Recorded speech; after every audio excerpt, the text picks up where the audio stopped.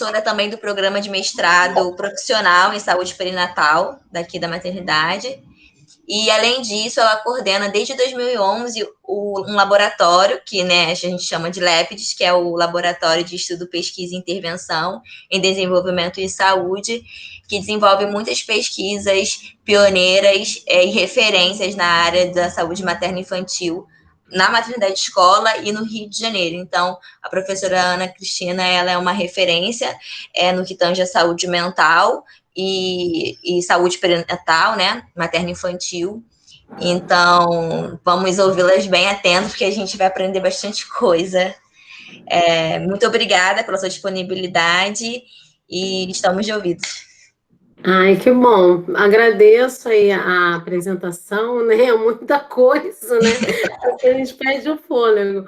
Mas, assim, também é muita coisa porque é um saber acumulado aí de anos de carreira, né? Acabei de titular aí professora titular, são mais de 30 anos de UFRJ. A gente acaba construindo aí um caminho, né? E acaba sendo muita coisa, mas às vezes é mais do mesmo, viu? Então, não fiquem, então, assim, surpresas e espero que, assim, que vocês, de fato, possam, que a minha palestra, né, possa agregar valor à formação de vocês, o pedido, né, da Carmen para poder participar dessa capacitação é um pedido que, para mim, foi atendido com muito prazer, porque eu trago a minha missão como docente muito focada na formação da graduação, né? Embora eu esteja na pós-graduação também, é sempre um prazer poder estar colaborando na formação de alunos de graduação, né? Eu sei que aqui devem ter alunos de graduação de vários cursos, nem sei se tem alunos de psicologia também. Patrícia, né, já está formada, foi minha aluna de iniciação científica do nosso laboratório ali no segundo andar do ambulatório da maternidade escola. E assim, eu tive a oportunidade de também trabalhar com alunos de graduação de vários cursos da área da saúde e outras áreas correlatas na coordenação executiva do programa Papo Cabeça. Né? Então, eu tento trazer, assim, na minha fala, uma linguagem que possa estar mais próximo de um enfoque mais multiprofissional, tá? Então, eu pretendo não falar tão psicologês, mas tem alguns termos e conceitos do campo da psicologia que eu preciso estar trazendo. Então, se vocês tiverem dúvidas, vocês façam perguntas, tá bom? Então, vou tentar ser assim, o mais ágil possível na apresentação do tema, para a gente ter o tempinho para poder conversar, fazer as perguntas, vocês poderem se esclarecer, tá? Eu vou fazer aqui, então, a apresentação.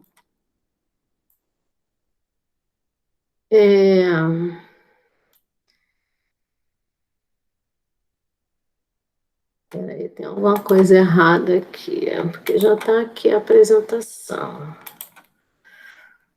Deixa eu ver aqui.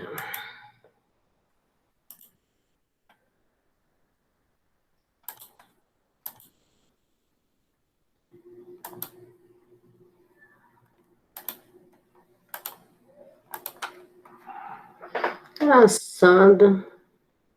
Peraí, gente, que negócio sai, porque eu tô com muita coisa aberta aqui, eu vou ter que fechar.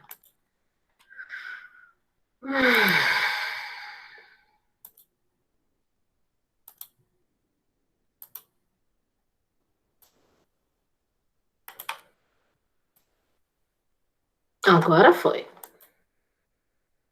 Então, me digam se vocês estão vendo, por favor. Tá dando para ver, gente? Sim. Sim. Então, assim, peraí, que eu vou ter que sair de novo, porque eu botei no final. O obrigado já está aqui, né? Imagina, nem falei nada ainda, já estou agradecendo. Agora sim. Então, agora foi. A propósito, a gente falar um pouquinho sobre saúde mental materna e os desfechos para o binômio banho-bebê. Né? E assim, eu vou dar um enfoque geral nos três fatores nas 3 intercorrências principais, em termos de transtornos mentais perinatais, no puerpério com desfechos, aliás, na gestação com desfechos para o puerpério, tá? Então, a gente vai ouvir um pouquinho sobre estresse, ansiedade, depressão, na gestação, esses desfechos para o puerpério, e podendo trazer aí um certo panorama do que a gente considera como indicadores de saúde mental da mãe, né, que tem consequências para o binômio mãe-bebê, tá bom? Então, assim, primeiro, eu preciso trazer para vocês da onde que eu falo, qual é a perspectiva teórico-clínica que eu adoro. Né? Dentro dos meus trabalhos, a gente trabalha com enfoque sistêmico, com uma perspectiva sistêmica, em que a gente entende que a gravidez e o puerpério são atravessados por fatores contextuais e individuais, né? Que se interconectam numa abordagem sistêmica, em que você precisa entender que vão existir fatores contextuais individuais, desde um nível mais microsistêmico até um nível macrosistêmico, e todos eles se conectam nessa interface que gera um aporte, um panorama onde a gestação ela vai acontecer, vai se desenvolver, que vai, então, transcorrer até o seu desfecho final, que é o nascimento do bebê e o puerpério, todas as relações que se estabelecem desde a gravidez até o puerpério passam por essa conexão desses sistemas e dos atores que estão em cada sistema.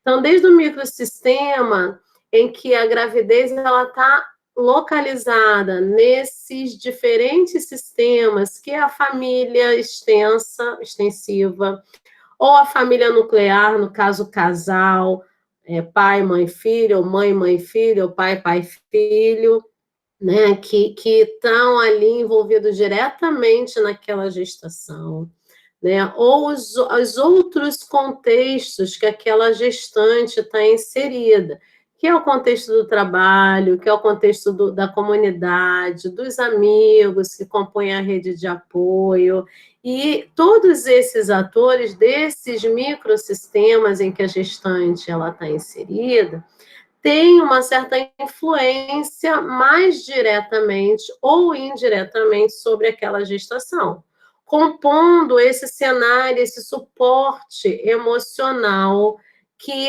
é fundamental para a gestação transcorrer de uma maneira mais segura, mais protegida possível.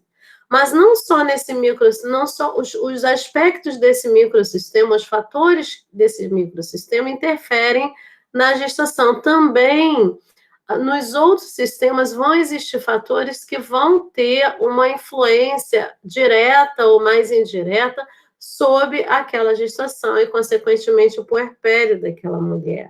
As políticas públicas de saúde, que são fatores macrosistêmicos, né, macropolíticos, elas também interferem quando, por exemplo, a gente sabe que alguns dispositivos de saúde pública, muitas das vezes, não estão funcionando a contento para gestantes de níveis socioeconômicos mais baixos, da periferia, né, ou de localidades longe dos grandes centros, onde se concentra uma oferta de serviços de maior qualidade, com maior possibilidade de resguardar uma melhor atenção pré-natal para aquela gestante. Se a gente falar, por exemplo, da cultura, a gente vive numa cultura ocidental, patriarcal, em que se entende que a gestação é da mulher, né? Então, todas as pressões sociais, culturais, incidem sobre a mulher, de engravidar num determinado tempo, né, de que a maternidade é do feminino, e muitas das vezes toda essa dinâmica cultural que media a construção de crenças e valores acerca da maternidade imprimem um contexto dinâmico de uma gestação que centraliza na mulher e exclui o pai, exclui o homem, né? Exclui o parceiro.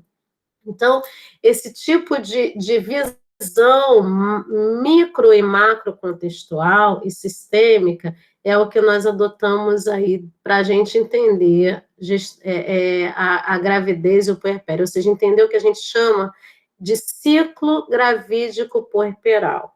Porque nesse ciclo gravídico puerperal, nesse período da existência da vida da mulher e da sua parceira, do seu parceiro, você tem aí uma dinâmica psíquica própria, né, uma dinâmica psíquica e aspectos psicológicos específicos dessa experiência de gestar, parir e maternar, mas que são atravessados por esses fatores macro e microcontextuais. Isso tudo incide sobre a saúde mental perinatal. O que eu chamo de saúde mental perinatal? A saúde psíquica da mulher durante esse ciclo gravídico puerperal, ou seja, que a gente hoje chama, inclusive, de primeiríssima infância. O que é a primeiríssima infância? Esse período do desenvolvimento humano, que vai desde antes da gestação, quando a mulher planeja engravidar, e que ela faz os exames pré-natais para depois engravidar, né? Faz uma consulta pré-concepcional.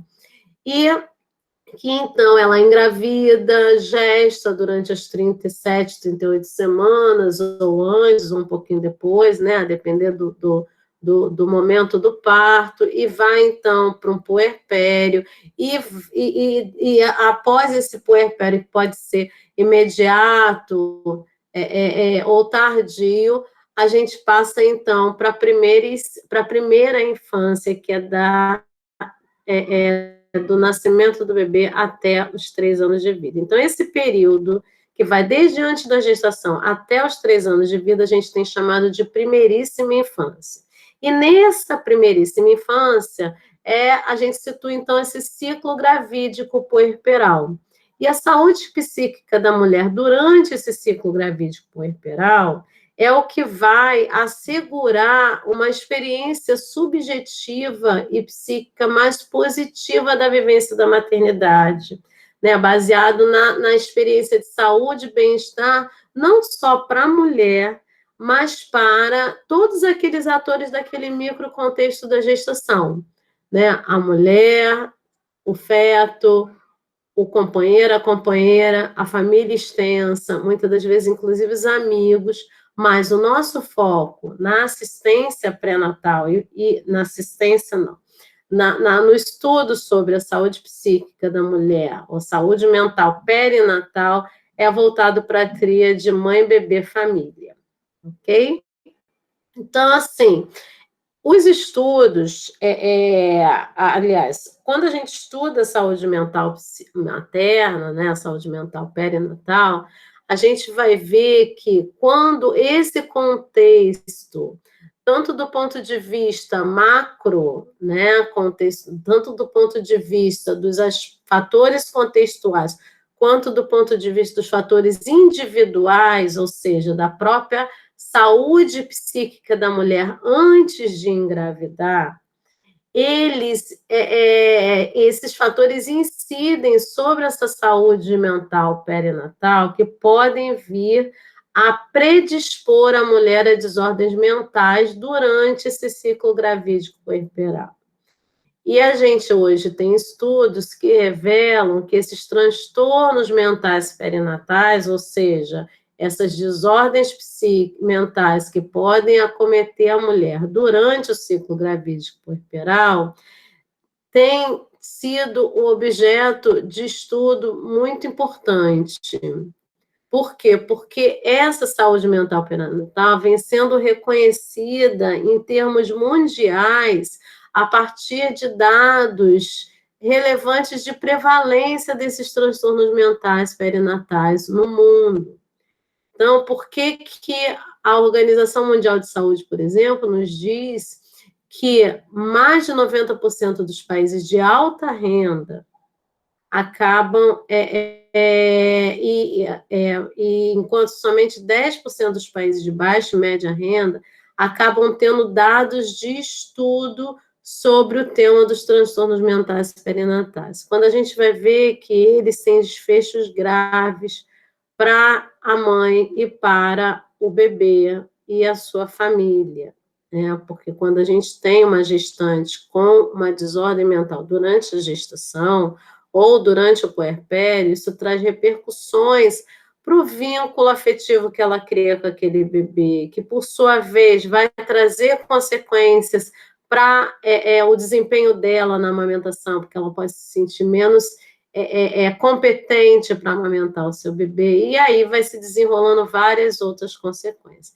Então, esse tema é um tema de muita importância de estudo, em virtude dos impactos significativos que esses transtornos mentais perinatais têm para a gravidez e o pós-parto a curto e longo prazo, pelos riscos aumentados para desfecho materno e fetais desfavoráveis, dificuldade de adesão às orientações médicas no pré-natal, pela gestante que é acometida por uma desordem mental durante o ciclo gravídico puerperal, além de prejuízos físicos e psicológicos para o binômio mãe-bebê, né? Porque a gente tem hoje estudos que falam de mulheres gestantes com transtornos mentais durante a gestação ou histórico psiquiátrico de problemas de ordem mental anterior à gestação acabam sendo menos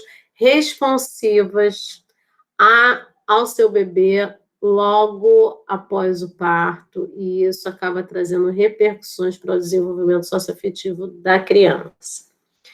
Então, essa condição de vulnerabilidade psíquica materna durante o período gravídico puerperal é um fator já de risco para o desencadeamento dos transtornos mentais perinatais. Né? Quando a mulher engravida, ela passa por transformações físicas, psíquicas e emocionais. E essas transformações, elas já pressupõem uma certa vulnerabilidade psíquica da mulher.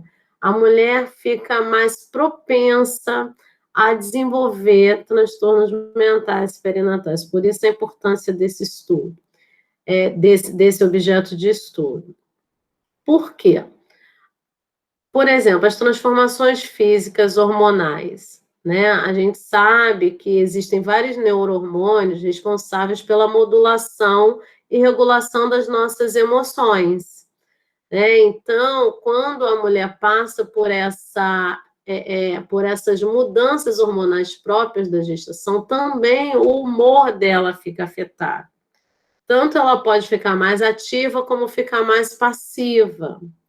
E isso tem a ver também com a rede de suporte que que é oferecida a ela, para ela poder passar por essas transformações hormonais, essas mudanças de humor, sem que isso vá gerar um resultado, uma repercussão negativa para a própria vivência dela como gestante, para a vivência dela da gestação. Por quê? Porque é próprio da gestação a mulher vivenciar uma certa ambivalência afetiva, mesmo para aquelas gestações que já são planejadas, né? Muitas das vezes, até essas que já são planejadas, a mulher ela está esperando tanto, né? Ela investe afetivamente e cria tão grandes expectativas em torno dessa gestação que ela está esperando, que isso pode, no momento que ela de fato se perceber grávida, isso pode gerar uma certa ambivalência, né, de que ela pode, inclusive, se questionar se isso era exatamente o que ela queria. E isso por quê? Porque todo o processo de gestação implica em um grande processo de transformação psíquica da mulher, que é o que a gente chama do tornar-se mãe.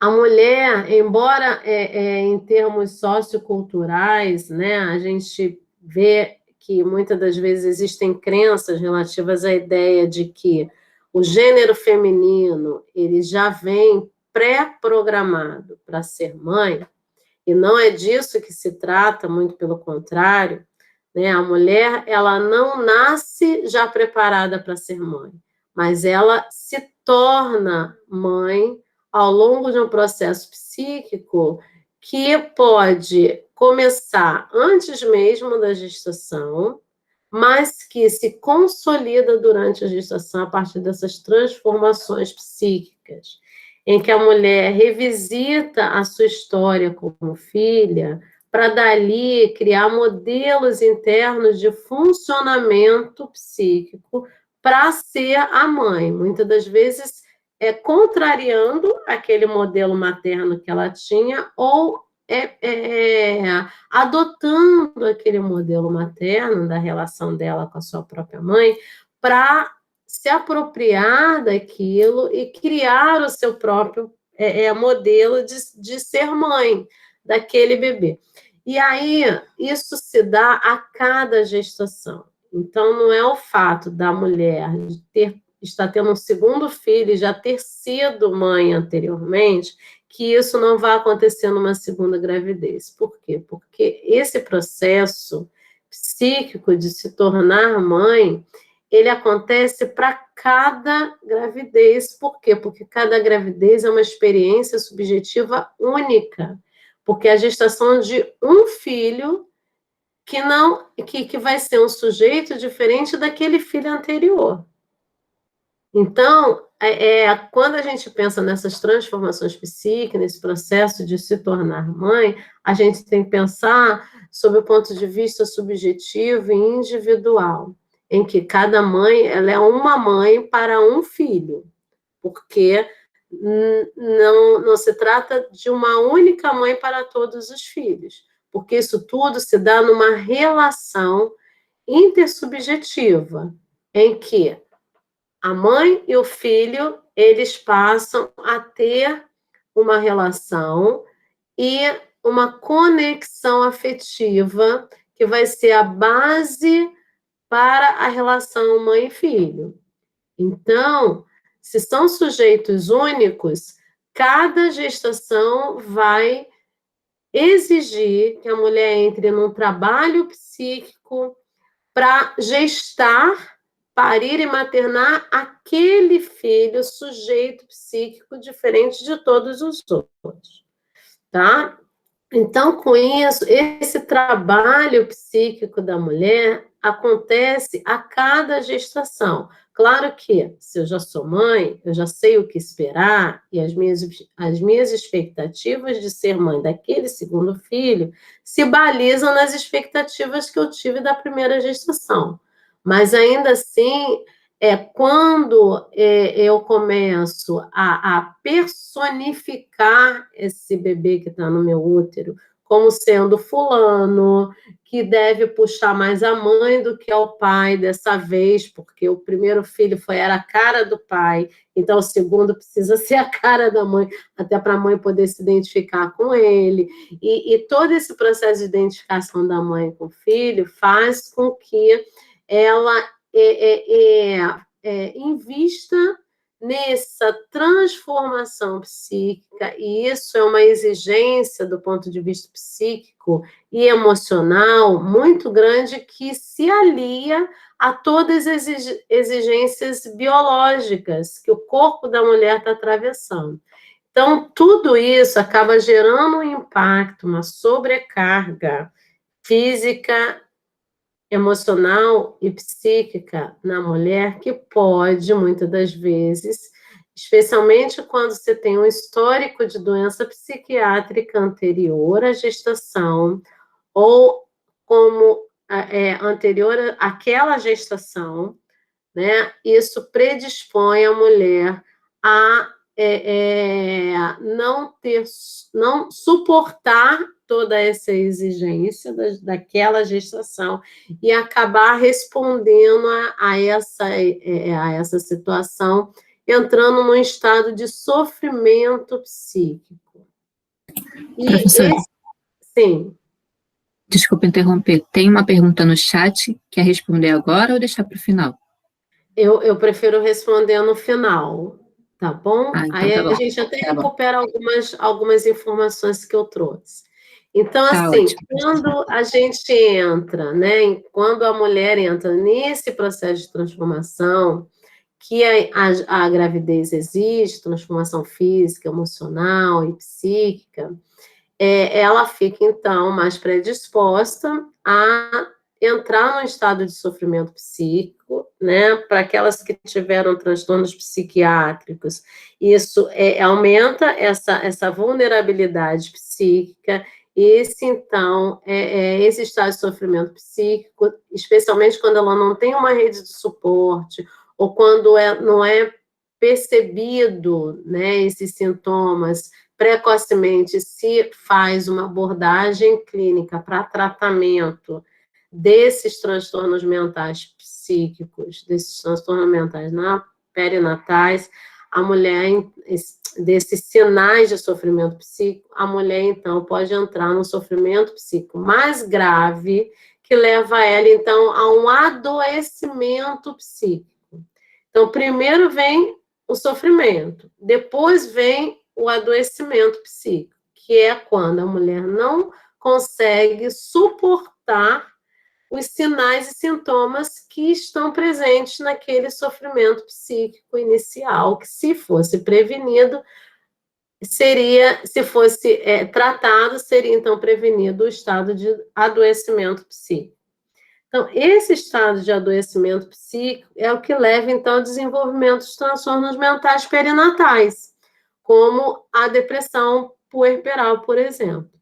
E a prevalência desses transtornos variam de 10% a 41%, dependendo do tipo de transtorno, do país, do trimestre gestacional e de como se identifica esses transtornos. Porque se tem vários instrumentos de avaliação, né, mais sensíveis ou menos sensíveis do ponto de vista psicométrico para identificar, ou seja, para rastrear esses transtornos mentais perinatais.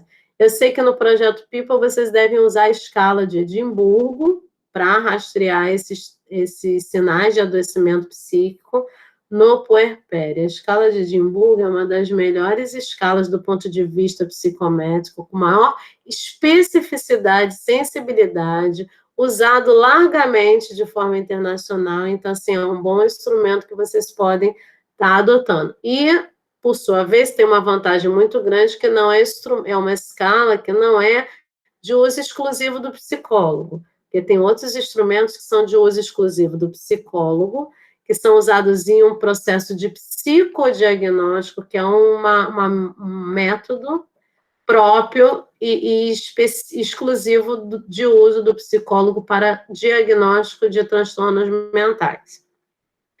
Então, assim, essa vulnerabilidade psíquica comete 10% das mulheres grávidas e 13% das mulheres no pós-parto, né? E se sobressai a depressão, tá? Em países em desenvolvimento, a gente tem 15% na gestação, 19% no puerpério, não é uma prevalência pequena, então é importante a gente pensar nisso, tá?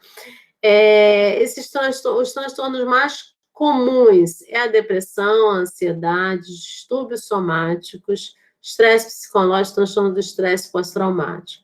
Então, assim, só para a gente pensar no transtorno do estresse pós-traumático, como assim, né?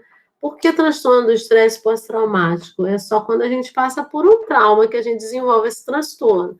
Sim, muitas mulheres gestantes, elas desenvolvem esse tipo de transtorno pelo trauma que elas passaram no parto, muitas das vezes que for em gestações anteriores, quando elas pariram por uma via de parto que acabou sendo uma experiência de muito sofrimento, de uma experiência de um trauma muito grande, e elas, então, ficam com aquela experiência subjetiva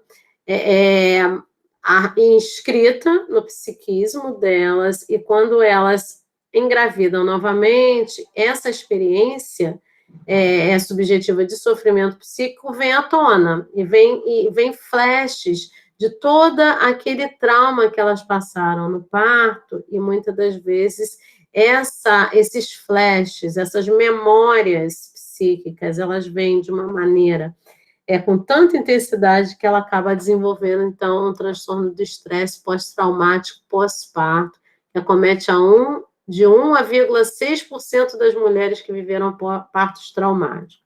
E aí a gente entra numa seara complicada, que é a seara da violência obstétrica.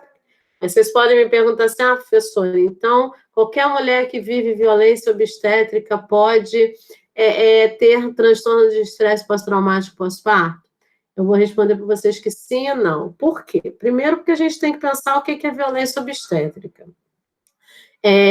Um método de alívio da dor, que seja pelo uso de um fórceps ou um método de facilitação da etapa final do parto, né, que é a fase da expulsão, como a episiotomia e tudo mais, não necessariamente devem ser consideradas violência obstétrica. Por quê? O que é a violência obstétrica, do ponto de vista da psicologia?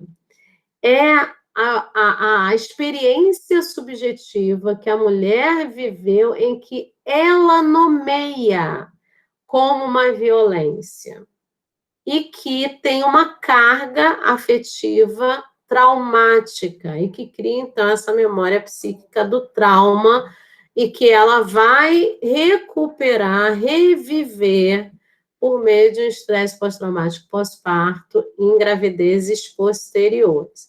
Então, é importante a gente pensar, gente, que assim como a dor tem um componente fisiológico e subjetivo, a experiência da violência também. Por quê? Porque é do individual, da ordem do singular, do específico àquele sujeito. Eu posso ter passado por um parto extremamente doloroso, que no momento que me foi feita uma episiotomia, eu senti que aquilo foi o que facilitou a minha experiência de dor do meu parto, e eu não tomo aquilo, não interpreto aquilo como uma violência obstétrica. Então, é importante a gente pensar que a violência obstétrica, ela deve ser interpretada, deve ser identificada, avaliada, classificada, categorizada, como vocês queiram chamar, sempre considerando a perspectiva do sujeito, ou seja, da mulher, e aí do sujeito também, o profissional que está ali na assistência que ele parta, tá bom? Então, por isso 1,6% das mulheres que tiveram partos traumáticos, porque pode ser que esse parto seja traumático, porque ela assim o considerou, mas outras podem viver partos que tiveram uso de métodos considerados violentos do ponto de vista obstétrico e não considerarem aquilo traumático, tá? Então, acho que é importante fazer essa ressalva aí para a gente poder pensar nessa relação entre os transtornos mentais perinatais e o trauma no parto e a violência obstétrica, porque eu acho que hoje a gente tem uma discussão muito atravessada por discursos que polarizam, né, uma certa direção para interpretar esse fenômeno. E eu gosto sempre de trazer esse contraponto aí para a gente pensar o que de fato é violência obstétrica e pensar ele sempre ressaltando o ponto de vista da mulher que vivencia aquela experiência de parto.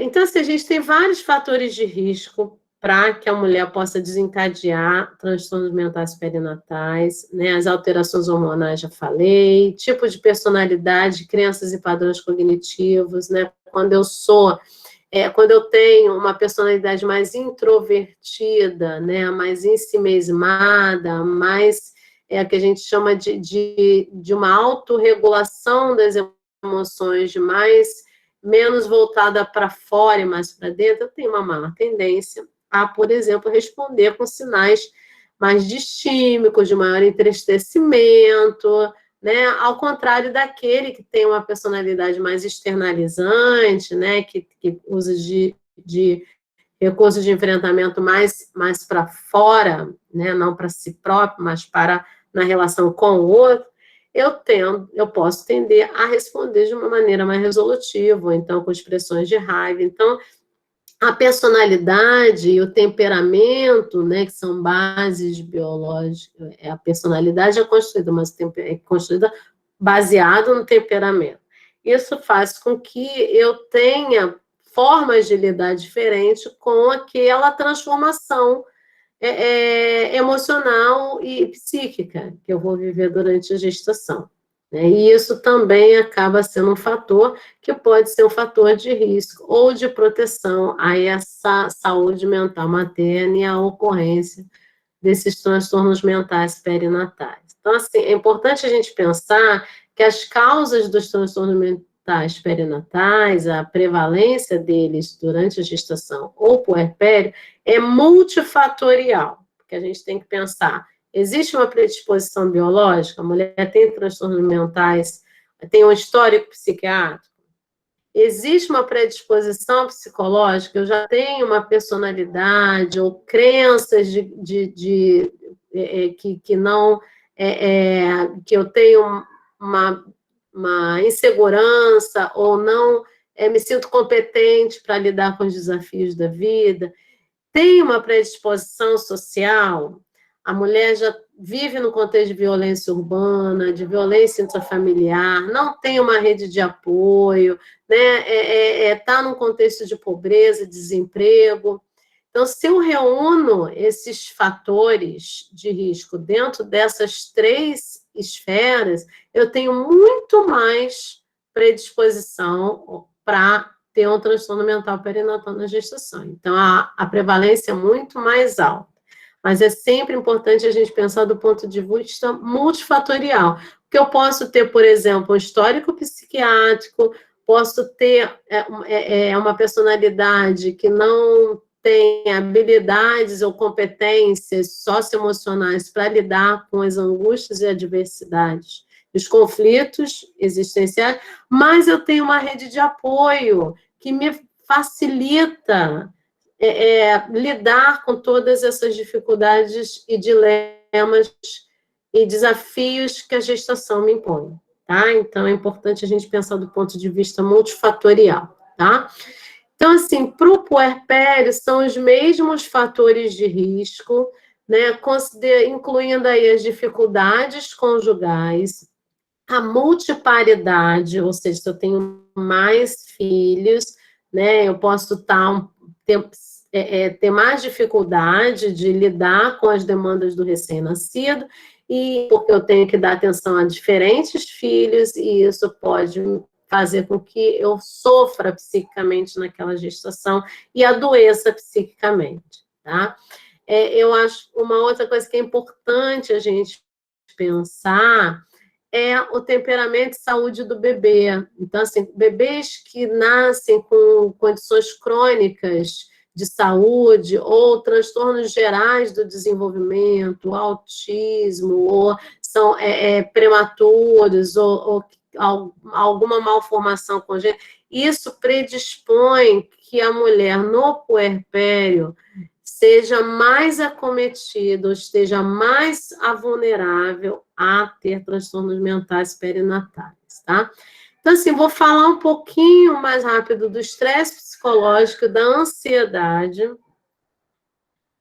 para a gente focar mais na depressão, porque eu acho que talvez seja o transtorno, o fenômeno que vocês vão lidar mais aí. Mas é importante a gente pensar que, embora tenha-se mais estudos sobre depressão, porque é o que se tem mais literatura, né, mais reconhecido, né, porque aí você percebe mais facilmente os sinais de adoecimento psíquico, você também tem outros transtornos mentais perinatais importantes, como, por exemplo, o estresse psicológico, que acomete mais de 75% das gestantes.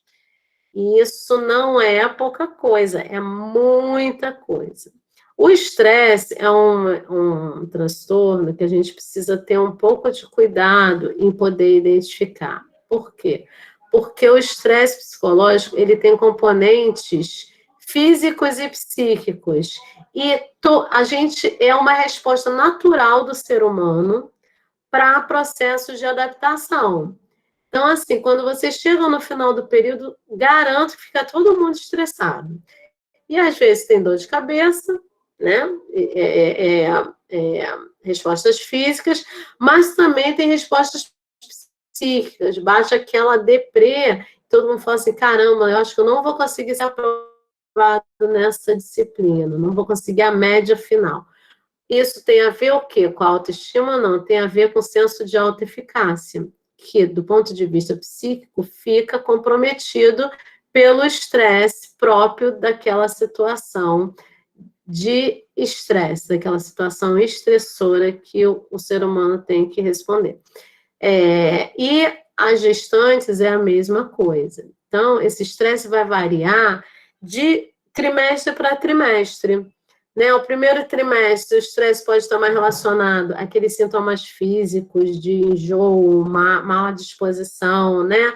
Que é próprio desse momento, como pode estar, por exemplo, relacionado ao medo da mulher de perder o bebê, porque o primeiro trimestre é um trimestre marco, né, para gravidez vingar, entre aspas, ou não. Então, a gente tem aí esse estresse variando do primeiro ao terceiro trimestre, em que o terceiro trimestre é um período que a mulher, às vezes, fica mais estressada, assim como mais ansiosa, porque chega aí o período final da gestação, em que a mulher começa a ter que lidar com o momento do parto, que não é um momento simples, né? É um momento que a mulher revive todos os seus temores, porque ele faz com que a mulher se depare com o temor mais atávico de todos nós, que é o medo da morte. Porque, a bem da verdade, embora a gestação seja um momento, né, sublime, pleno de alegrias, também é um momento que marca muitas perdas e, consequentemente, lutos. Então, até esse momento final da gestação, em que a mulher está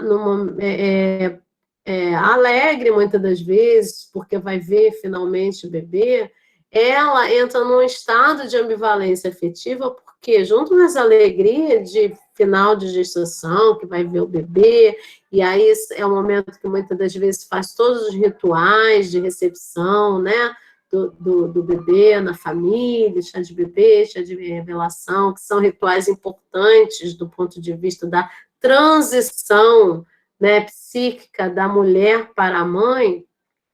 Existe um medo real de que alguma coisa pode sair mal. Né? E aí é engraçado que, junto com esse medo, começa aquele monte de história das outras mulheres que não tiveram um bom parto, não tiveram uma experiência de parto bacana, e isso tudo vai incidindo aí sobre o psiquismo da mulher, resultando aí em mais um estado de ambivalência que pode levar a esse estresse psicológico, né? Que pode, para além do estresse, gerar, então, também a ansiedade. Tá? E a gente vai passar, então, aqui a ansiedade, que é definida como uma preocupação excessiva com as atividades e eventos futuros, né? Todos nós temos um nível de ansiedade, e é bom que tenhamos, porque isso nos dá uma prontidão para responder e levar à frente nossos projetos de vida, né? Porque o que é essa ansiedade? Essa preocupação com o futuro. Só que a ansiedade enquanto transtorno e a ansiedade gestacional fala dessa preocupação excessiva com esse futuro, né? A prevalência da ansiedade nos brasileiros de 9,3%, E essa ansiedade é 2 a 3 vezes maior em gestante.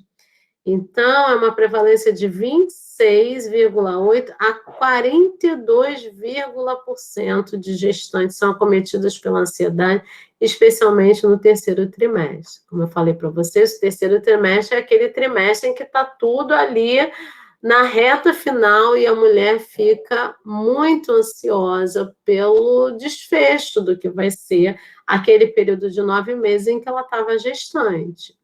Né? Aquelas que já têm filhos sabem da sobrecarga e demanda de trabalho de um recém-nascido, né? Em que ela sabe que todo aquele período do puerpério imediato é um período que vai demandar dela, tanto do ponto de vista físico como psíquico, uma grande sobrecarga.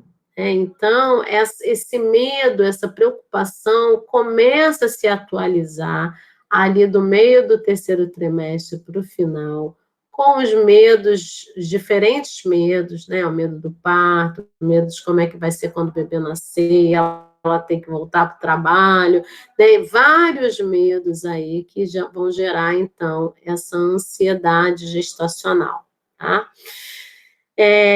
E a gente tem, tanto do ponto de vista do estresse quanto da ansiedade, a gente tem desfechos importantes aí para a mãe e para o bebê, né? Enquanto a ansiedade, ela muitas das vezes está relacionada, inclusive, à depressão pós-parto, né? O estresse, ele está diretamente relacionado a essa ansiedade pós-parto. Tá bom? E, por sua vez, eles trazem desfechos também para o bem-estar do bebê. Assim, eu já falei sobre isso. Eu acho que uma coisa importante da ansiedade, geralmente as mulheres mais ansiosas, elas acabam se questionando muito sobre a sua competência para amamentar, né? E isso acaba trazendo desfecho, inclusive, para a duração do aleitamento materno e para a relação da mãe com aquele bebê e o exercício da sua parentalidade.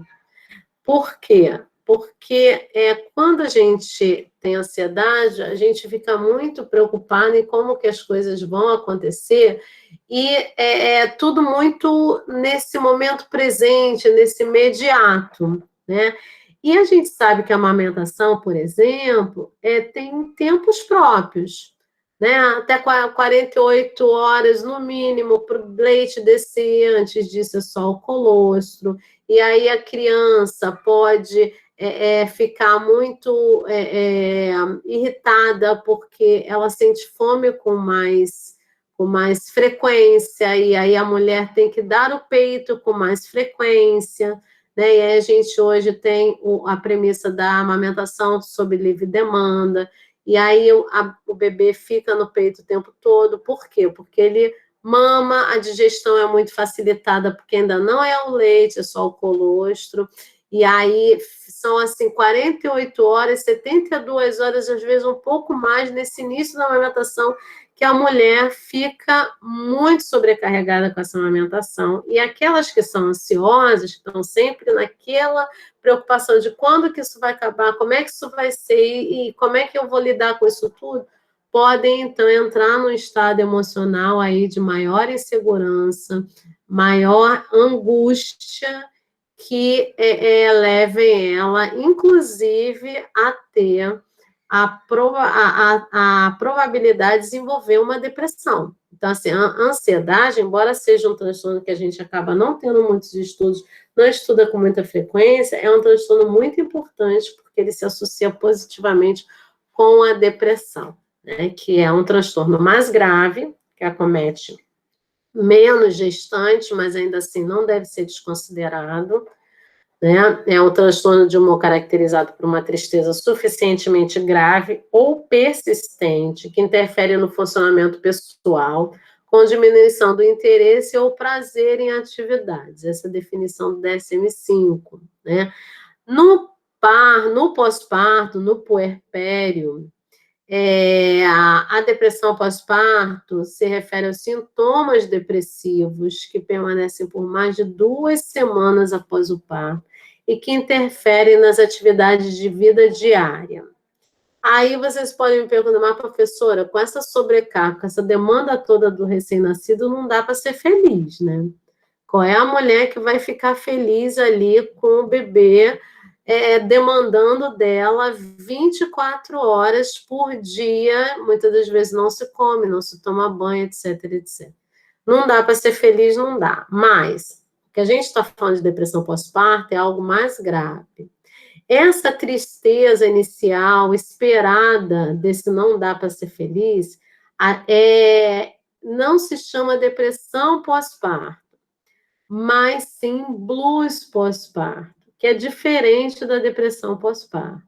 Esse blues pós-parto, ele é esperado, exatamente porque a mulher está nesse processo de adaptação, né? Aquele bebê, aquele sujeito, né, estabelecendo uma relação afetiva com aquele sujeito bebê, que é diferente de todos os seus outros filhos, que assim, é um ilustre desconhecido para ela, porque se ela se ela é gestante de primeira viagem, então ele é desconhecido por ser um estranho, que ela só vai conhecer de fato depois que sai da barriga, e porque é estranha para ela a situação de ser mãe. Ela vai aprender do zero. Esse processo de se tornar mãe, né, que exige todas aquelas transformações psíquicas, não tem nem uma experiência anterior para ser reconhecida. Então, ela está ali do zero. Então, a gente tem que ter um cuidado maior com as primigestas.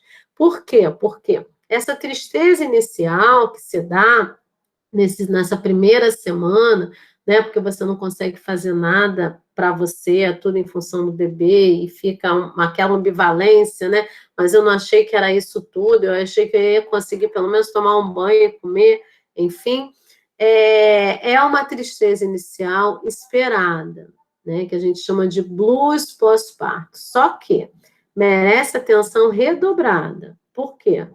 Se a mulher está naquela condição, que tem todos aqueles fatores de risco que eu apresentei naqueles slides anteriores, ela tem uma maior tendência desse blues pós-parto, que é esperado para toda e qualquer mulher, desenvolver uma depressão pós-parto. Porque aí os sintomas depressivos, aquela tristeza profunda e persistente, que interfere no meu funcionamento pessoal e que diminui meu interesse pelo bebê, pela vida, por mim mesma, e passo a não ter mais prazer nas minhas atividades, especialmente como mãe, podem persistir a partir dessas por mais dessas 2 semanas, ou podem se agravar, se intensificar a ponto de desenvolver uma depressão pós-parto. Então, esse blues pós-parto, essa tristeza inicial, merece atenção e deve ser considerada. E se a mulher desenvolve essa depressão pós-parto, ela precisa de um acompanhamento, né, da sua rede de apoio, do seu médico obstetra, que deve, inclusive, encaminhar para um psiquiatra que avalie a necessidade de um outro tipo de tratamento, de um tratamento medicamentoso, inclusive, né, a depender se ela já usava medicamento, se ela já tinha histórico psiquiátrico. Então, algumas vezes a mulher, inclusive, não pode amamentar porque ela tem que voltar imediatamente para a medicação que ela usava antes de engravidar, com pena de não abrir um quadro mais severo de depressão ou mesmo de psicose puerperal. O que é a psicose puerperal? Deixa eu ver se eu botei aqui. Não botei. A psicose puerperal é uma depressão muito mais grave que vira uma psicose em que a mulher começa a ter sintomas psicóticos de alucinação, de delírios, e que, inclusive, podem levar a uma situação de risco para ela e para o bebê, né? É raro, mas não é tão incomum assim. Especialmente para aquelas que não têm rede de apoio e que acabam ficando muito desamparadas e sozinhas no atendimento às demandas do recém-nascido, né? Pode-se fazer o blues pós-parto vai acontecer em um momento ou outro, mas isso pode desenvolver uma depressão pós-parto e desencadear uma psicose puerperal se não houver um manejo clínico adequado. Tá? Olha só, mulheres com história de depressão têm risco de 50% de se envolver depressão pós-parto, e mulheres com histórico de depressão pós-parto em gravidezes anteriores, em gestações anteriores, têm risco de 70%. E mulheres com histórico de depressão pós-parto e sintomas de blues, baby blues, têm risco de 85%. Então, é um transtorno mental perinatal muito importante que deve ser alvo da nossa atenção, tá? A depressão perinatal afeta de 10% a 20% das mulheres em todo o mundo, e a gente tem desfechos graves, tanto para a relação mãe-bebê, porque a mulher pode começar a ter resposta de rejeição, abandono e negligência ao bebê, e então desenvolver a psicose pós-parto, inclusive levar ao suicídio materno. E isso é bem importante aí, por isso a gente não pode negligenciar isso. Os impactos para a saúde e bem-estar da mãe são notificados pela literatura, né? Tem riscos aumentados para exposição ao tabaco, álcool e outras drogas, de desnutrição, por quê? Porque um dos sintomas da depressão é a inapetência, a falta de apetite, né? Então, a mulher pode entrar no estado de desnutrição, inclusive fazer uma anorexia nervosa, e também a literatura diz que mulheres com depressão pós-parto acabam tendo menor adesão ao segmento pós-natal e também a assistência pré-natal, com menor frequência de consultas e exames. O que mais, gente? Eu acho que é importante para a gente fechar que a gente tem uma teoria da programação fetal, ou hipótese de Barker, que vai falar que esses fatores ambientais, comportamentais, que trazem resultados, desfechos para a saúde mental perinatal, podem resultar em alterações permanentes na estrutura e função dos órgãos fetais, pela exposição do feto ao cortisol materno. Então, isso acaba fazendo com que esses transtornos mentais perinatais, especialmente a depressão, né, mas também o estresse e a ansiedade, faça com que a mulher possa ter mecanismos biológicos subjacentes às alterações fetais e maternas que trazem, que têm impacto não só sobre a mãe, né, sobre o desenvolvimento placentário, mas também sobre o feto. Então, tem notificação de alterações fetais, especialmente em alguns sistemas específicos, como o eixo hipotálamo adrenal, com a produção, a secreção de citocinas e serotonina. Então, muitas das vezes, o bebê de uma mulher deprimida ou ansiosa, ele nasce já um pouco mais distímico, mais deprimido, menos ativo. Por quê? Porque já ele tem impacto sobre a produção de serotonina, porque ele sofre algumas mudanças epigenéticas no seu funcionamento cerebral. Tá? As alterações, devido às alterações no ambiente uterino, né, que podem induzir efeitos duradouros no bebê. E esses estudos epigenéticos têm comprovado que é importante a gente estar atento a esses transtornos mentais perinatais, por conta do impacto que eles têm sobre os mecanismos envolvidos na secreção de determinados neuromônios, que podem, então, alterar as respostas fetais e depois as respostas do bebê aos estímulos, né? Tem comprovado, esses estudos comprovam a associação entre a experiência ambiental fetal e alterações epigenéticas, principalmente a metilação do DNA, e evidências também da metilação desses genes associados à diversidade intrauterina. Então, esse ambiente intrauterino, né, que tem, que é formado por essas características biofisiológicas, mas também psicofisiológicas, ele precisa ser cuidado para que o feto não venha a sofrer com o impacto de toda essa gestação, incluindo os desfechos que esses transtornos mentais perinatais podem acarretar para o bebê. Então, gente, eu acho que é isso. Eu queria que a gente voltasse aí para a nossa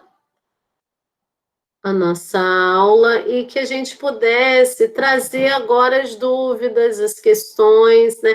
É um tema complexo, denso. Eu tentei aqui trazer um certo recorte que possa instrumentalizar vocês para poder pensar basicamente duas coisas. Que existe, que a mulher passa por um processo de transformação, não só do ponto de vista físico, mas também psicológico e psíquico. Que isso tudo conjugado faz com que ela acabe tendo uma maior dificuldade de responder às demandas da gestação, demandas do ponto de vista físico, social e psicológico. E quando ela não conta com uma rede de apoio, né, com um contexto que lhe dê suporte para lidar com essa dificuldade de responder essas demandas, ela pode entrar num estado de sofrimento psíquico. E que, se não for cuidar desse estado de sofrimento psíquico, ela pode desencadear um estado de adoecimento psíquico. E aí que aí que surgem os transtornos mentais perinatais. Então, se a gente tiver uma abordagem preventiva desse sofrimento psíquico, a gente também previne a ocorrência dos transtornos mentais perinatais. E o que deve ser incluído nessa abordagem preventiva?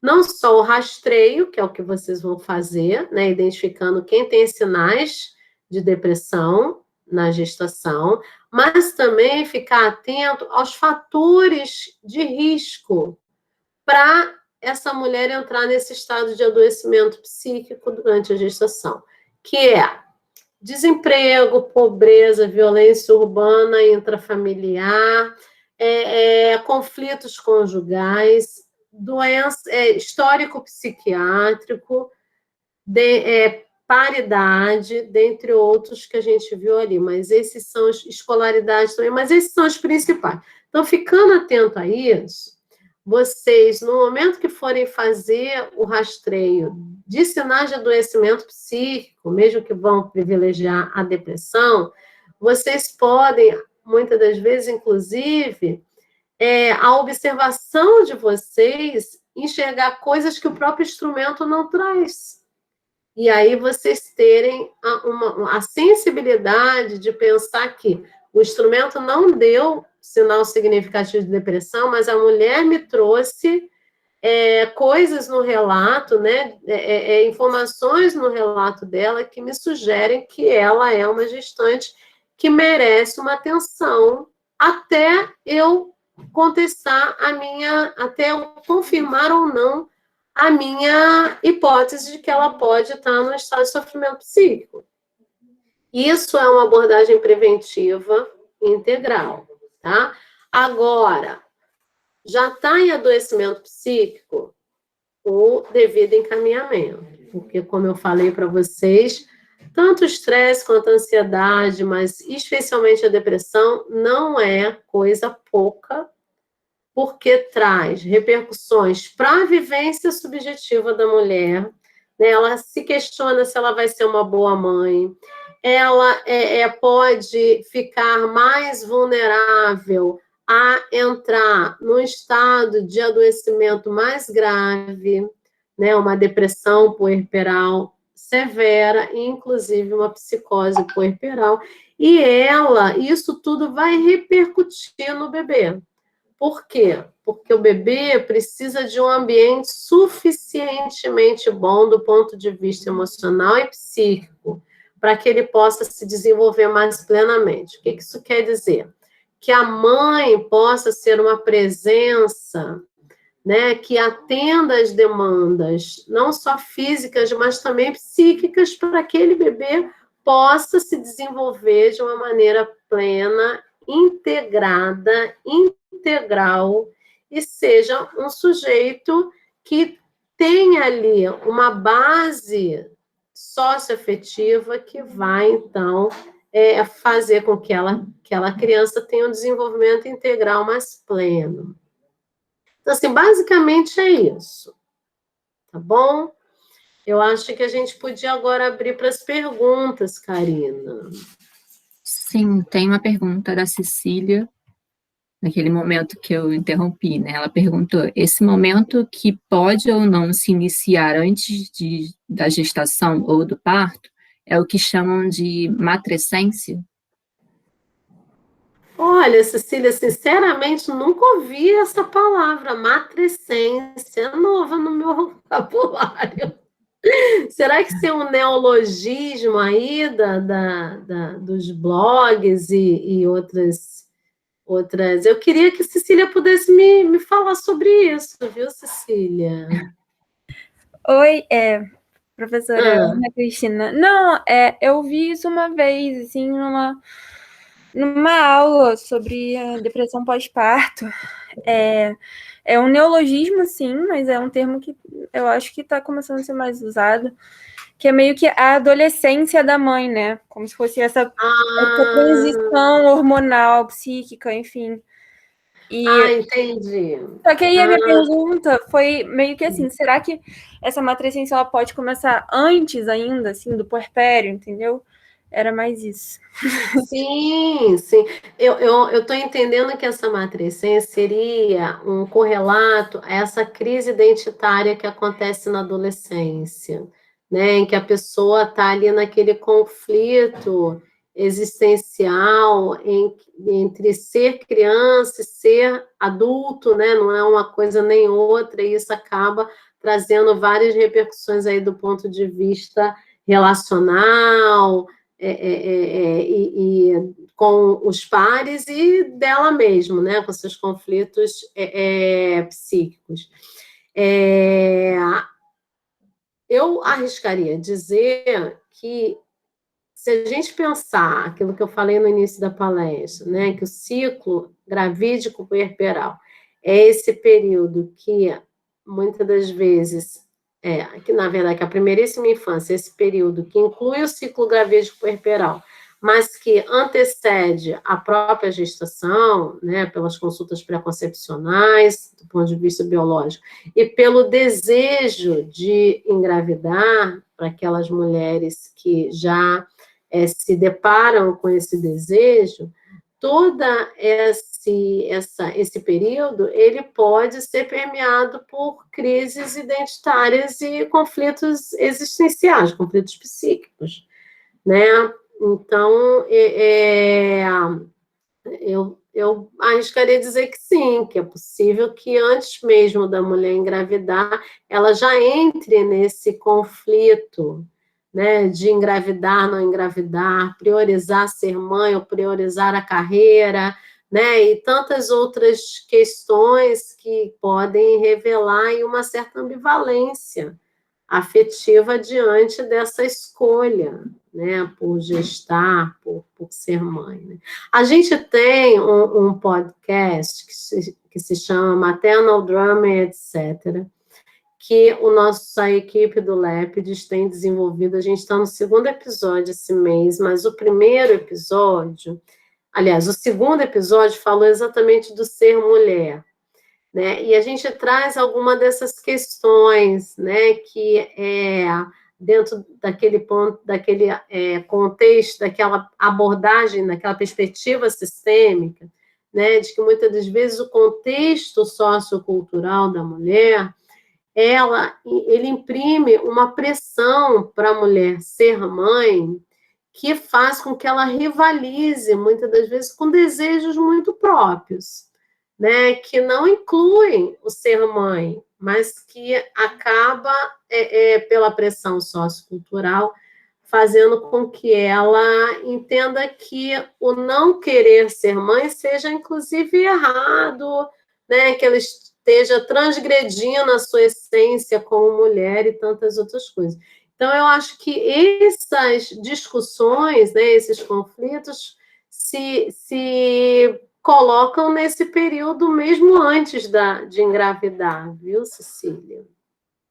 E que são conflitos próprios do ser mulher, né? E eu convido vocês a ouvir nosso podcast, porque tem bastante coisa bacana que pode ajudar. Tá onde? Tá no Instagram ou tá no Spotify? Tá no Spotify, mas a gente tem a divulgação sempre no perfil do nosso Instagram. E cada lançamento também, né, a gente coloca lá, mas vocês conseguem encontrar Maternal Drama e etc. E a gente também tem trazido alguns webinários pelo Lépides que amplia aí esse conteúdo do que eu trouxe aqui, né, do ser mulher, do ser mãe. Temos mais perguntas? No chat, não sei se alguém quer abrir o microfone, fazer alguma pergunta, aproveitem. Eu vi aqui no chat que tem a Letícia, né? Saudades do Papo Cabeça. Imagino que seja a Letícia, estudante de medicina, que teve no Papo Cabeça. Sim, eu tava... eu. Saudades, Ana, tudo bem? Saudades, querida, tudo bem. Eu fico aqui à vontade para vocês perguntarem. Mônica abriu o vídeo. Não sei se... A Mônica já esteve comigo também na outra palestra, né, Mônica? Já. Eu estava ouvindo, mas minha internet já está meio cá, meio lá. E aí, se eu fico toda aberta, ela cai. Sim.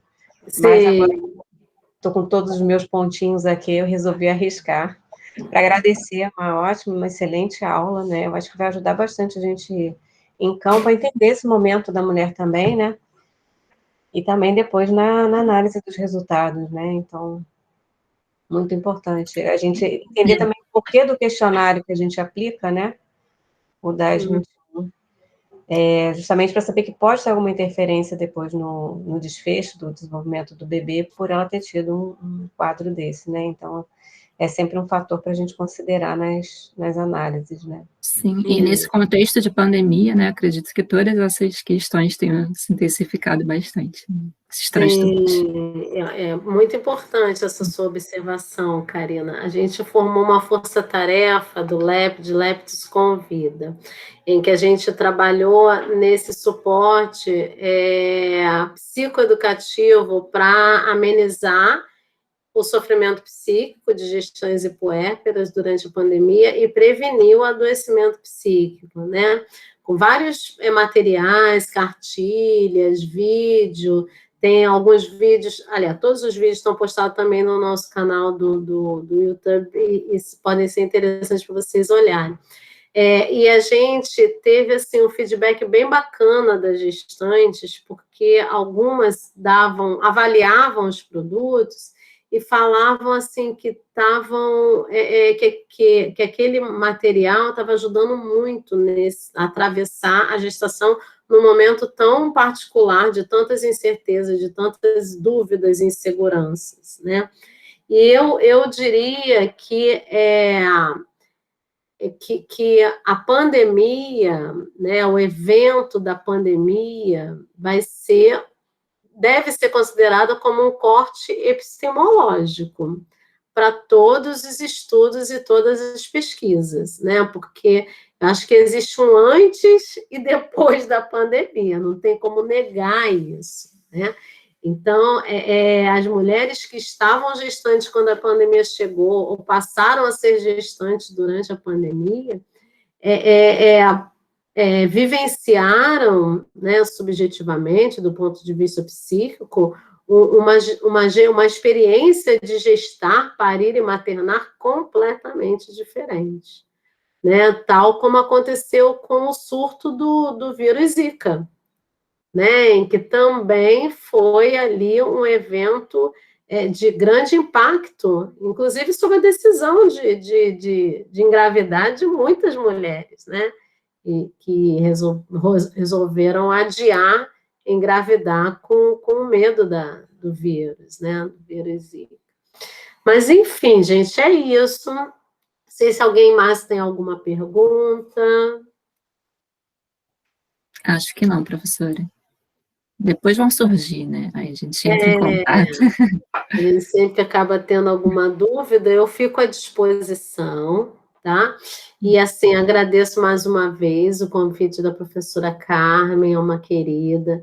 Agradeço a participação e a atenção de todos vocês. Espero ter colaborado na formação de vocês, né? Numa formação aí para vocês poderem estar nesse campo de pesquisa lá na maternidade, munidos de um olhar mais sensível para esse tema, né, para esse fenômeno dos transtornos mentais perinatais, que, por vezes, é um fenômeno invisível, né, invisível e invisibilizado. Por quê? Porque quando a mulher engravida, é como se tivesse tirado o direito dela de ficar triste.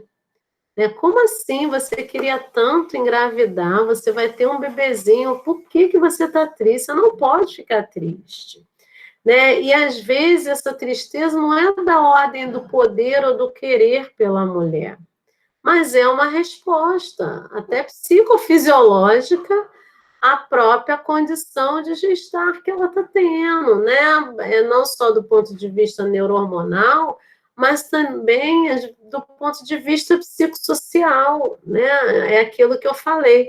Às vezes a demanda é tanta e o desamparo é tão grande de algumas mulheres, especialmente na nossa população, que a gente atende na maternidade, que ficar grávida era uma coisa que elas esperavam tanto, mas que se ver grávida num momento de tanto desamparo, de tanta negligência, às vezes, do seu contexto familiar ou mesmo político, né? Porque você, às vezes, tem que percorrer quilômetros e quilômetros para poder fazer um exame, porque no seu território não tem aquele exame. Às vezes, isso atravessa essa experiência de estar grávida de uma maneira tal que não dá para ficar feliz assim, né? De boa, igual vocês falam, né? É isso, tem que viver também a partir daquilo. E nem sempre a gente dá voz a essas mulheres para poder expressar essa angústia e essa tristeza por entender, né? Baseado naquelas crenças sociais e culturais de que a maternidade é um momento sublime e pleno da vida da mulher. E que não é só disso que se trata. Então, acho que é importante aí ter esse olhar mais sensível quando vocês estiverem no campo, abordando essas gestantes, né? Podendo realizar aí o trabalho tão bacana que o Projeto Pipa vai fazer. Tá bom, gente? Muito obrigada. A gente agradece, professora. Sim, obrigada, Karina, aí pela acolhida, Patrícia, também, Mônica, a todos vocês. Me despeço e me coloco à disposição para qualquer dúvida, qualquer questão, eu posso retornar quando for necessário. Tá bom? Tá bom, muito obrigada, professora. Boa noite. Tá bom, Obrigada, gente. professora.